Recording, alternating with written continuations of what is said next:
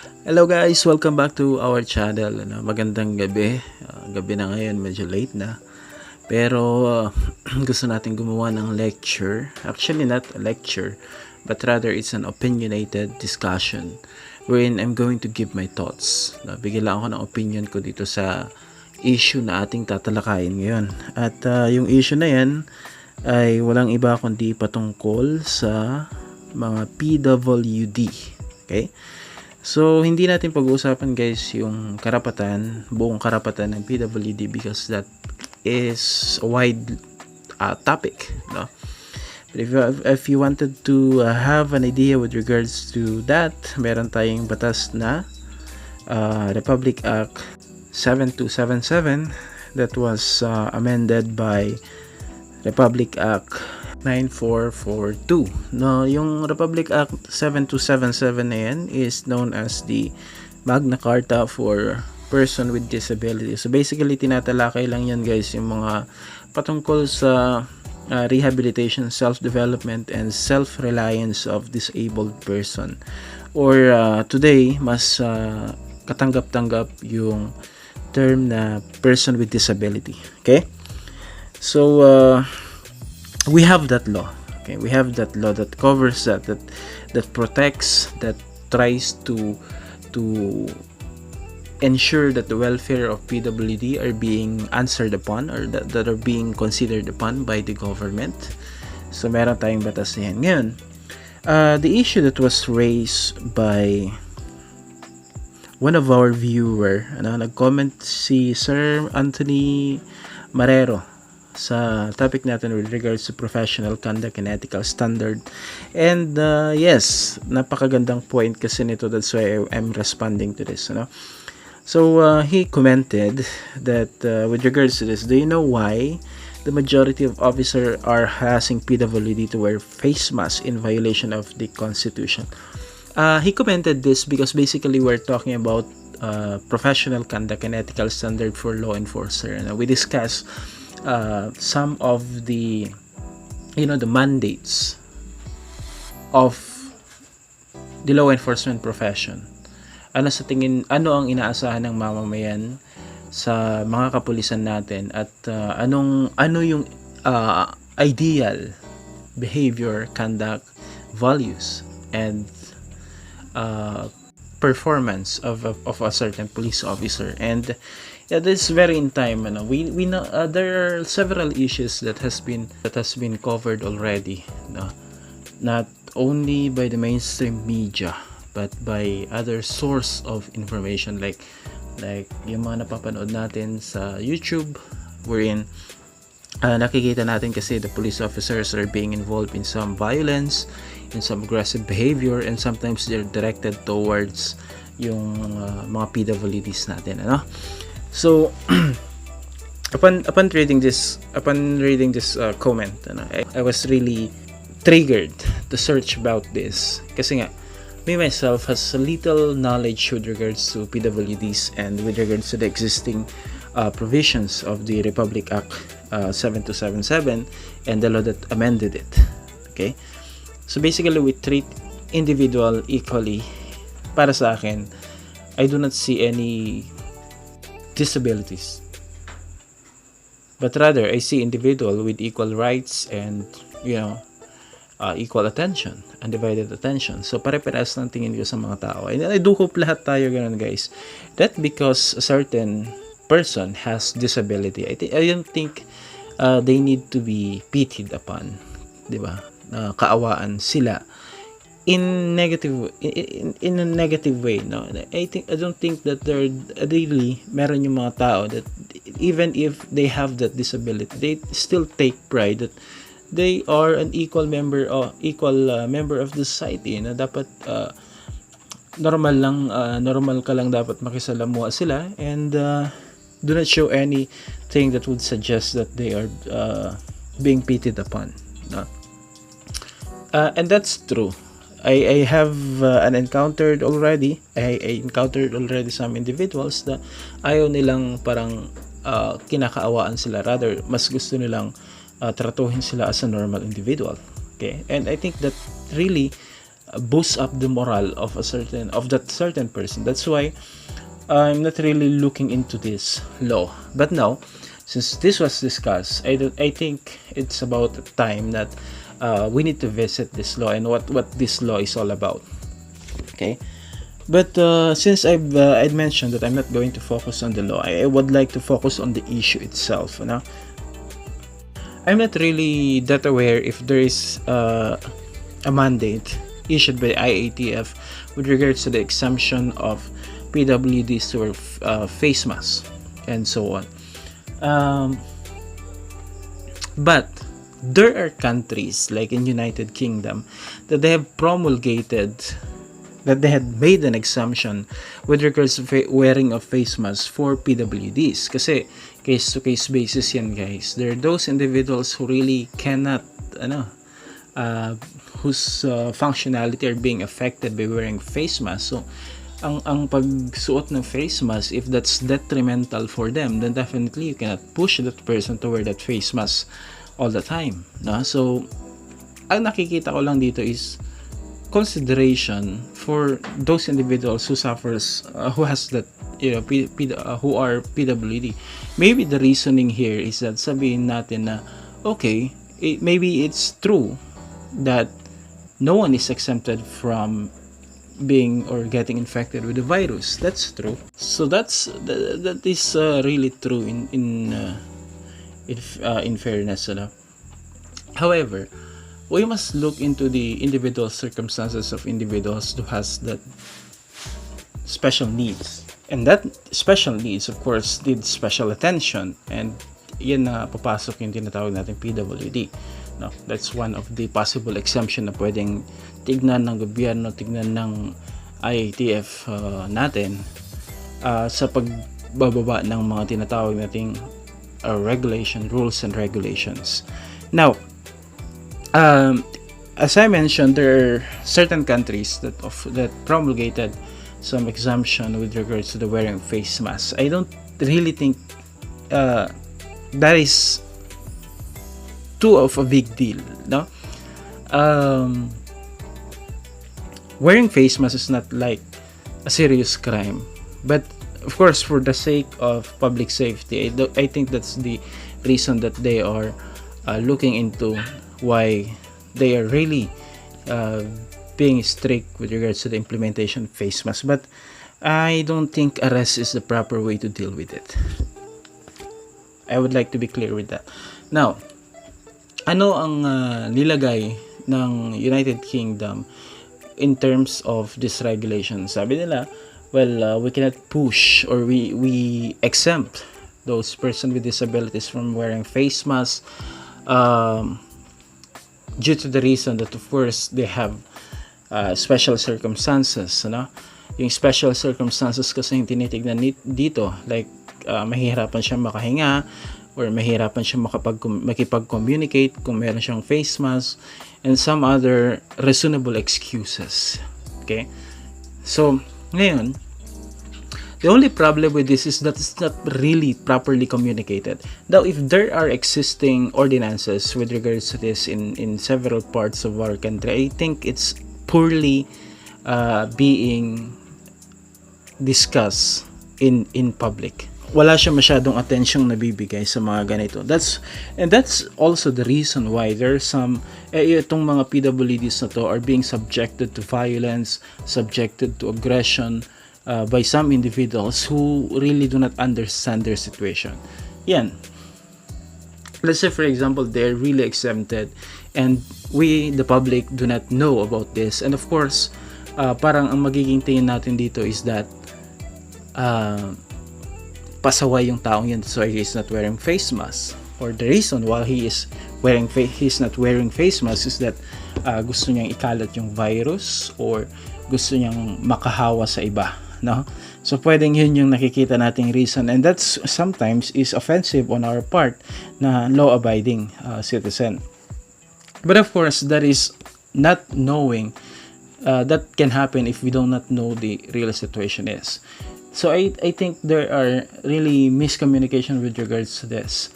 And of course, sympathy from the one who enforces the law. I don't think that arrest is really the proper thing to do in those cases, and I don't think violence is the right approach to do in those cases. However, okay, here comes now our sensitivity as a whole, as a community towards PWDs. I think yun yung gusto nating pag-usapan ngayon. Now, how sensitive are we in dealing with PWDs? At ano nga ba talaga yung PWD? Me myself are ignorant. Me myself is ignorant with regards to this. I do admit that. I do admit that I'm part of the community who thinks PWD as those individuals who have disability, and when we talk about disabilities, they're those physical disabilities. No? However, of course, while this had caught my attention already, I need to read about it, I need to research about it, and I need to know more about it. So what does PWD means? So PWD pertains to individuals who have long-term physical, mental, intellectual, or sensory impairments, which of course affects how they interact towards the society. Now, so if these impairments, if these disabilities affects how they socialize with their immediate environment, then that can be considered as a disability, and the person who has that disability will be considered as a person with disability, of course. Now, ngayon, we do often think that when we talk about PWD, we're just referring to those individuals na may mga physical na kapansanan, ano? But then, kailangan nating isipin na hindi lang pala yun ang covered under PWD. The most neglected form of disability, I think, is itong intellectual, itong mental problem na ito. Ilang beses na natin nakita in mainstream media, at ilang beses na rin nagkaroon tayo ng karahasan or krimen towards those individuals who are suffering from mental disability, intellectual disability, yung mga may kakulangan sa pag-iisip na minsan na-involve like ngayon, no? Ngayon, nung kasagsagan, nung una-unang pag-i-implement nila ng checkpoint, ng mga parang anong mga protocols na yan with regards to wearing face mask, with regards to quarantine and so on, may issues like for example yung napatay na retired na sundalo, no? That's very unfortunate. I think if mas naging sensitive lang siguro ang law enforcers in that case in terms of, you know, determining whether a person has disability or not, especially mentally, then I don't think that it will happen that way. I don't think na aabot sa ganon na may mamamatay na ganon in that certain circumstances. There was a case also of an 18-year-old boy that was killed during an operation sa isang sabungan, and that is also believed to have is a PWD, na meron siyang mental problem. Bakit hindi na-assess ng kapulisan natin kung yung kausap nila is a PWD? Probably number one is that they also think that PWD only pertains to those individuals who have physical disability. Siguro pag ganung circumstances, since it's very visible, it's very noticeable, and that makes them more cautious in dealing with that, kasi alam nila there are laws in PWD that, you know, prohibits discrimination towards them or any maltreatment or abuses towards them, especially if they are PWD. However, they're less cautious in dealing with PWDs categorized under intellectual disability or mental disability, no? So we basically lack proper understanding on the other aspect of disability, no?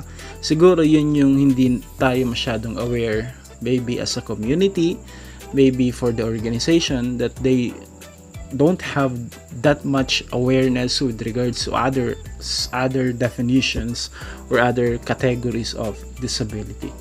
I do believe, based on my personal experience,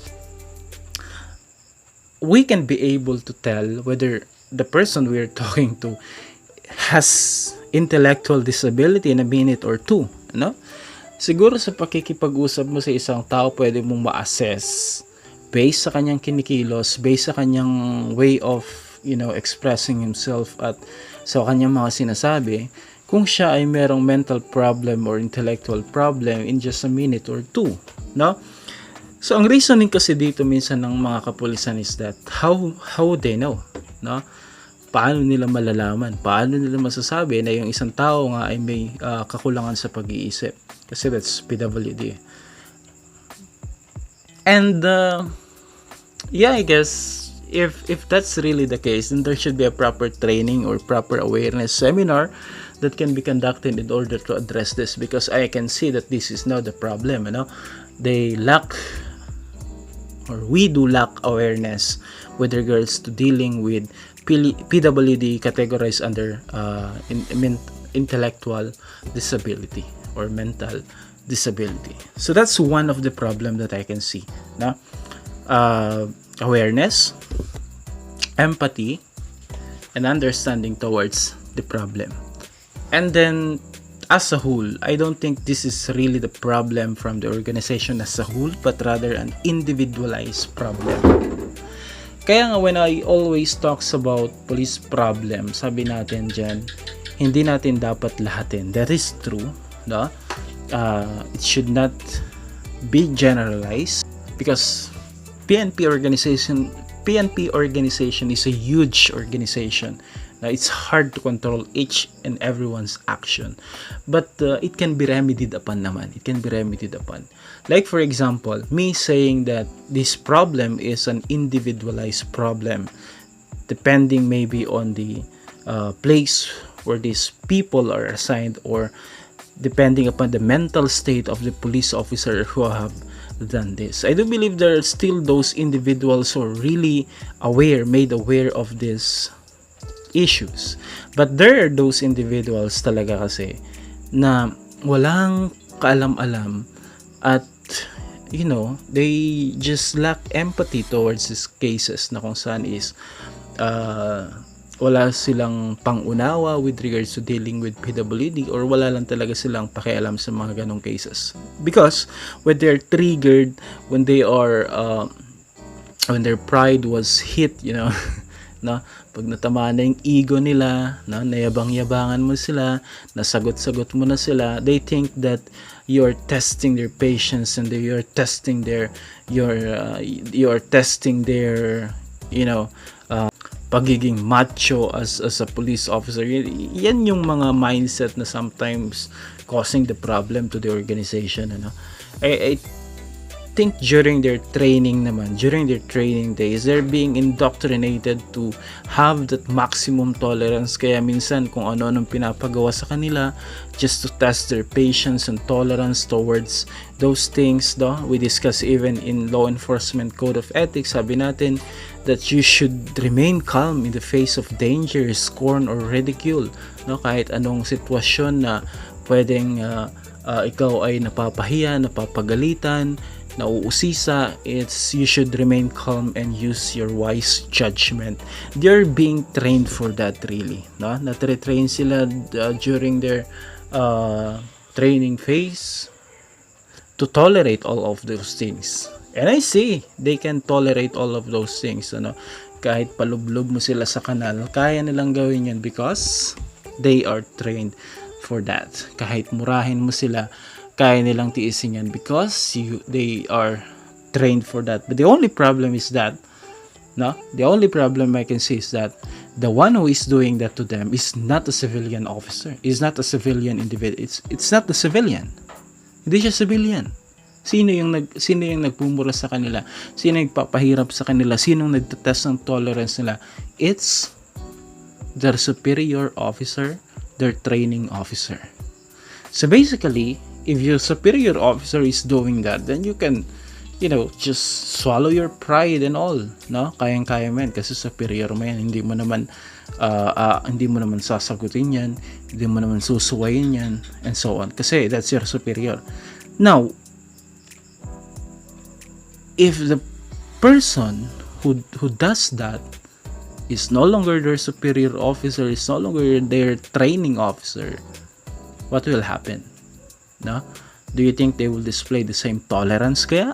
Or all the anger, no? Frustration na naipon sa kanila nung sila ay ginagano ng kanilang mga superior officer will come out and burst out at a moment. Pwedeng mangyari yun. That sometimes, I think the one reason why sometimes we encounter yung mga very angry police officer and very negative, na talagang parang nagiging war freak na sila, nagiging very aggressive na sila in dealing with the community. Why? Kasi pwedeng naipon na lahat yung galit nila during the training or during the when they deal with their superior officer, no? So I think this is one of the reason kung bakit meron tayong mga pulis na nawawala sa control in terms of that. But I do salute, kasi I have friends who trained for civil disturbance. Yan, sobrang higpit ng training nila dyan because they're really testing their tolerance and dealing with those groups of individuals who perform mass demonstration and so on. Sometimes sila pa yung nag-aggress. Yan, meron tayong mga kaibigan dyan na nag-train for civil disturbance and they're really being tested out. Now, I do hope that the same training with regards to enhance their maximum tolerance is being applied also to police officers, all police officers, so that they will perform such attitude in dealing with the community in general, no? Kasi kung na-observe natin, halimbawa yan, angasan mo lang ng konti ang isang police officer, civilian ka, definitely you will receive more than what you did in terms of violence, in terms of aggression, and that's not the case. Sabi ko nga, hindi mo pwedeng gamitin dito yung excuse na tao lang. Yes, you are also a human being, but of course, you have a job to do, you have trained for that, and you must perform or you must deliver as expected by the society and as demanded by your profession, no? So that is what I think of with regards to this issue.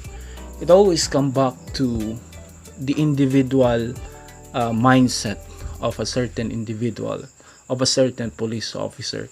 It always depends on how he perceives and how he accepts his job, no? Doon nagma-manifest or doon nagre-reflect yung kanyang attitude towards dealing with the community. I think what the important thing that we must remember here is that, sabi nga natin, all of the things, all of your experience will be accumulated and will reflect on your attitude and on your behavior. So kapag si police officer is aggressive,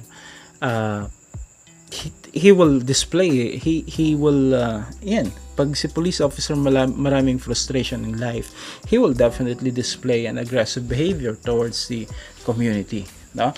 So that's an appeal to the organization to really test out, really screen out those who wanted to become one, kasi they are your faces, no?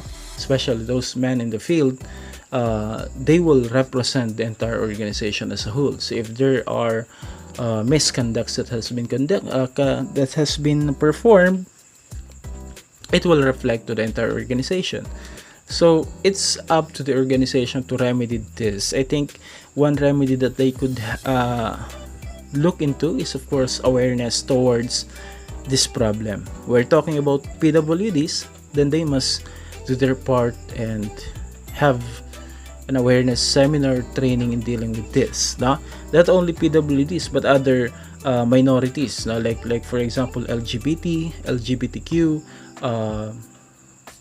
yung mga IPs natin, yung mga PWDs, and other minority groups. Okay? Because they are very much important. Yan. That's with regards to PWD. Okay? So anyway, all the things that I discuss or I talk about tonight is only purely my thoughts and opinion with regards to the issue. Now, if you do not agree with me, that you're entitled for that. Karapatan natin lahat yan. So if you have comments, suggestions, or maybe violent reaction with regards to the things I talk about, you're free to comment that down on the comment section, and of course I will try to respond to you if that's possible. Okay? So salamat sa inyong pakikinig, and I do hope we may agree or not, but that's how I see this problem as a whole. No? So I do hope you enjoy listening to this talk. No? And I do hope I was able to impart something valuable to everyone. That's it for today, or that's it for tonight. See you in the next video. Bye bye.